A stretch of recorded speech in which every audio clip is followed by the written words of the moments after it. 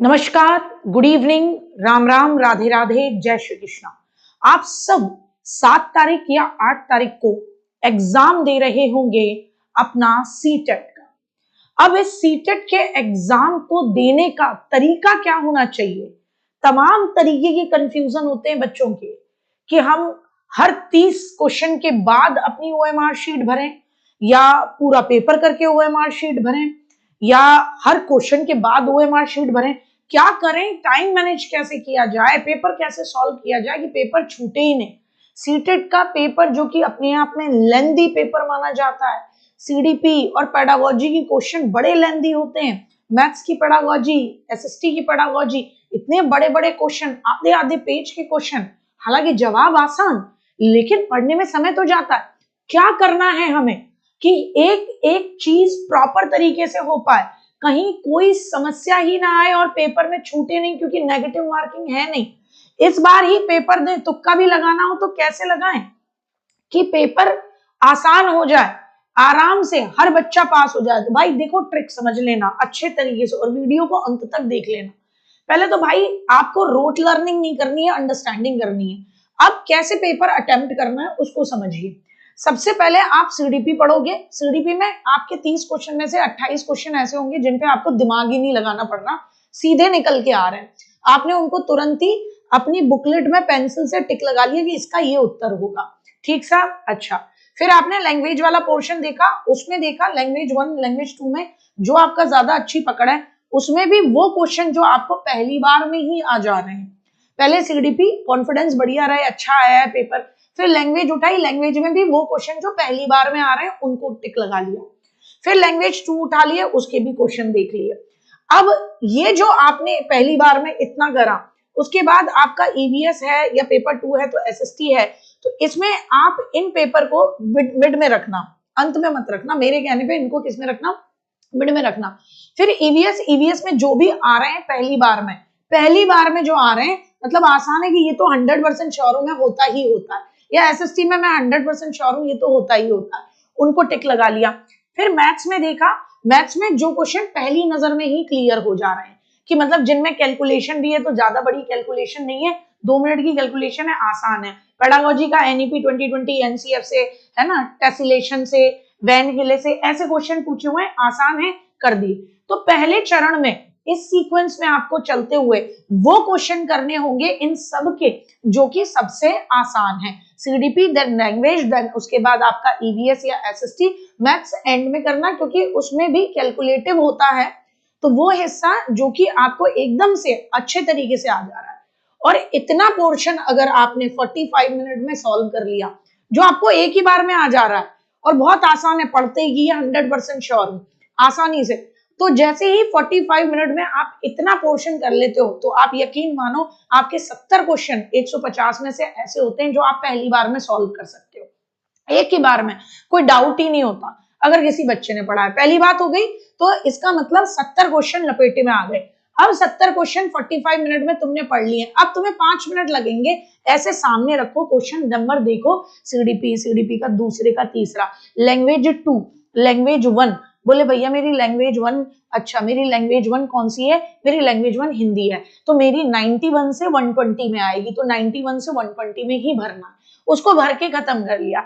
अगर भसड़ हो रही है, दिमाग में एकदम काम नहीं करना ढंग से, तो कोई दिक्कत नहीं है, तो पहले सीडीपी के क्वेश्चन कर लिए, ईवीएस है, मैथ्स है, उसके टिक लगा लिए, लैंग्वेज वाले एंड में लगा लेना, है ना, इतना समझ के कर लेना। अच्छा साहब, अब ये पहला चरण तुम्हारा क्लियर हो गया, इसमें तुम्हारे 70 क्वेश्चन पहले ही लपेटे में निकल गए।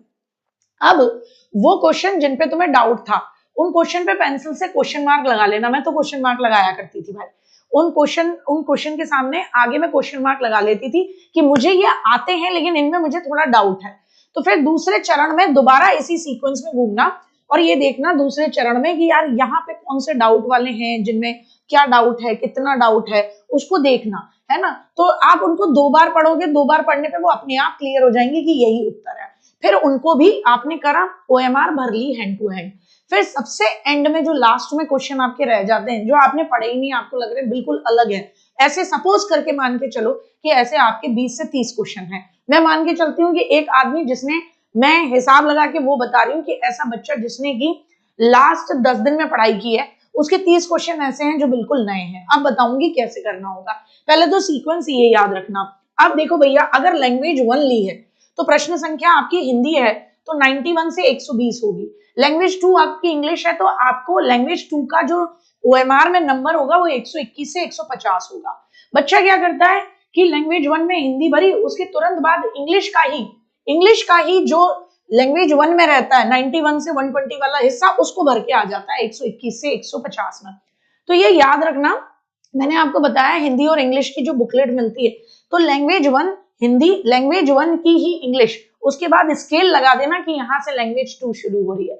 लैंग्वेज 2 हिंदी, फिर इंग्लिश, है ना। तो लैंग्वेज स्केल लगा देना, पेंसिल लगा देना, अपना जो भी तुम कुछ भी एक्स्ट्रा पेपर, पेन, पेंसिल, जो भी रबड़ जो भी लेके गए हो वो लगा देना, ताकि तुम्हें याद रहेगा कि यहां से मेरी लैंग्वेज 2 शुरू होगी, तो मैं गलती नहीं करूंगा। बच्चे जो गलती करते हैं ओएमआर में ये करते हैं, आप मत करना।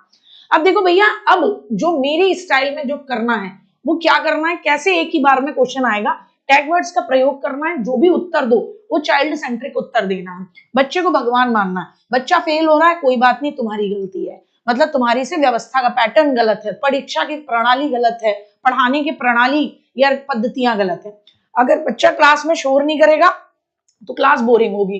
तो क्लास में बच्चे को एक्टिव बनाने के लिए एक पॉजिटिव क्या होना चाहिए, पॉजिटिव बातचीत होनी चाहिए। जिस भी ऑप्शन में बच्चे को दोष दिया जा रहा हो उड़ा दो। अब तुरंत से जब वो 30 क्वेश्चन ऐसे हैं जो आपको लग रहे हैं कि यार मैंने कभी नहीं पढ़े हैं, तो आपको टैग वर्ड्स मदद करेंगे। जैसे पॉजिटिव चीजें, अवसर देना, अब प्रोत्साहित करना क्या, आगे पीछे पढ़ लेना, गलत बात को प्रोत्साहित तो नहीं कर रहे, है ना, और अच्छी बात को प्रोत्साहित करना है तो उसको लगाना। बच्चे को एक्टिव पार्टिसिपेशन करके सीखना, डाइवर्सिटी को रेस्पेक्ट, बच्चे का होलिस्टिक डेवलपमेंट चाहिए, टॉपिक वो अच्छा जो प्रासंगिक हो, संदर्भ से जुड़ा हो, यानी प्रैक्टिकल लाइफ से जुड़ा हो।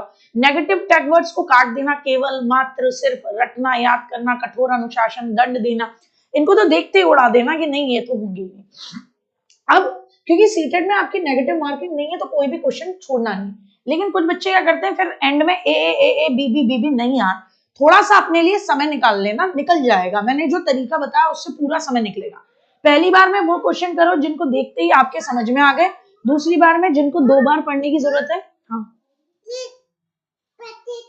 ये बच्चे हैं, हाँ इनका पेपर है। दूसरी बार में जिनको 2 बार पढ़ के हो जाएगा, और तीसरी बार में जिनमें तुक्का लगाना पड़ रहा है।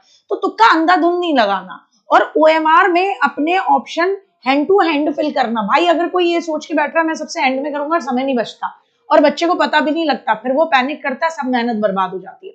तो पहला मैंने जो तुम्हें बताया, पहली स्टाइल, तो उसमें तुम्हारे 70 क्वेश्चन गए, उसके बाद आगे बढ़ना। अब देखो भैया, अब एलिमिनेशन मेथड, आप नेगेटिव चीजों को हटा देना, इस तरीके से करना। सबसे लंबा ऑप्शन जनरली ठीक होता है, उपयुक्त सभी वाले सबसे ज्यादा ठीक होते हैं, या ऐसा ऑप्शन मिले जिसमें ए और बी दोनों है उनको ले लेना, है ना। ब्रॉड कंसेप्ट को आपको लेना है, ऐसी चीजें आपको करनी है। हर प्रश्न के लिए 1 मिनट है, कुछ प्रश्न 5 सेकंड में हो जाएंगे, कुछ 2 मिनट में होंगे। तो आप सीडीपी 20 मिनट में खत्म कर लो, ऐसा करो। लैंग्वेज 1 और 2 आपकी 30 मिनट्स में आपकी हो जाए, पैसेज के लिए समय बचे, ऐसा मामला आपको करना है। पहले पैसेज पढ़ने में मत लगना, कीवर्ड ढूंढना, समय बचा के चलना साहब। घबराना नहीं है, पेपर लंबा होता है, धैर्य रखना, प्रश्न पूछ क्या रहा है, टोन समझना, नहीं अगर दे रखा है तो उसके ऊपर ध्यान देना है। खुद को एक आदर्श टीचर मानना बच्चे के फेवर में, है ना। सारे गोले भर के आना, कुछ भी छोड़ना मत, अपनी तैयारी बेहतर करके आना। बेस्ट ऑफ लक, और जबरदस्त माइंड ठंडा, hand to hand question and answers को अपने एक पोर्शन को करने के बाद भरते आना। यही एक रामबाण तरीका है जो हम अपनाते आए हैं, तुम्हें भी अपनाना है, ठीक है। चलिए, बिल्कुल क्वेश्चन करे, गोला अपना भर लेना। जो पहला पोर्शन 70-75 क्वेश्चन का, उसके बाद गोला भर के आगे बढ़ना। फिर उसके बाद दूसरे राउंड में जिसमें 50-50 चांस लग रहा है उनको दोबारा पढ़ना, फिर उनको सॉल्व करने के बाद उनके भी गोले भरना, ठीक है।